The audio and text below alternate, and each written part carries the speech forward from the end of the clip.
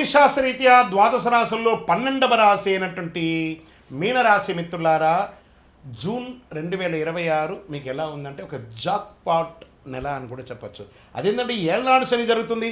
జన్మశనికి వచ్చినాడు జాక్పాట్ అంటే గురు భగవానుడు ఆ శని భగవానుడితో కొలాబరేట్ అయ్యి మనం నెక్స్ట్ లెవెల్కి తీసుకెళ్ళిపోతాం ఈ రాశిని అంటున్నారు.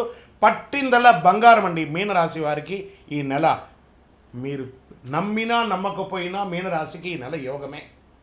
మీనరాశిలో ఆధ్యాత్మిక మత ఆలోచన, కొత్త అవకాశాలు కనిపించే అవకాశం అనే నెలగా ఉంటుంది. భావోద్వేగాలు ఎక్కువ ఉన్నా సరైన నిర్ణయాలు తీసుకొని గెలుస్తారు.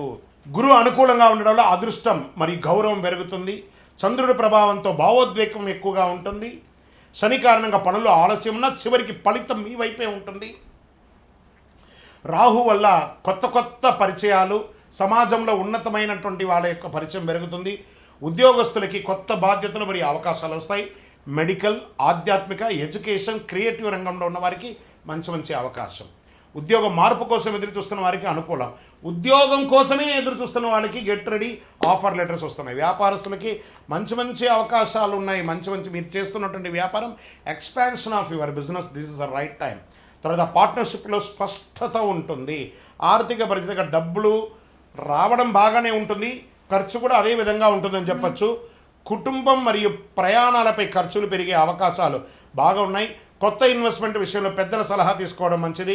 పాత బాకీలు కొంతవరకు తగ్గే సూచనలు బాగా ఉన్నాయి. ఇంకా కుటుంబ సభ్యుల మధ్య అనుబంధం బలపడుతుంది. జీవిత భాగస్వామి సహకారం వల్ల మానసిక ప్రశాంతత పెరుగుతుంది. ప్రేమ విషయంలో నిజాయితీ, ముందుకు వెళ్ళే మంచి అవకాశాలు ఉన్నాయి. పిల్లల విషయంలో శుభవార్త వచ్చే అవకాశం. విద్య మరియు విదేశీ అవకాశాలు, విదేశీ చదువు లేదా ఉద్యోగానికి మంచి అవకాశాలు కనబడుతున్నాయి. వీసా ఇంటర్వ్యూలో అనుకూల ఫలితాలు వచ్చే అవకాశాలు ఉన్నాయి.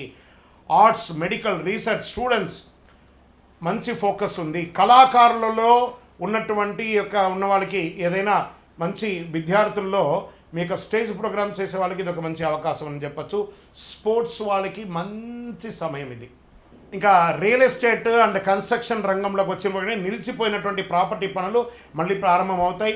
భూమి, ఇల్లు కొనుగోలు విషయంలో ఒక శుభవార్త వింటారు. మంచి క్రయ విక్రయాల్లో లాభాలు పొందుతారు. ఇంకా సినిమా రంగం, యూట్యూబ్, ఆధ్యాత్మిక రంగంలో ఉన్నవారికి మంచి గుర్తింపు. కొత్త ఆఫర్లు, కొలాబరేషన్స్ వల్ల అవకాశాలు, మీ క్రియేటివిటీ ద్వారా మంచి అవకాశాలు ఉన్నాయి.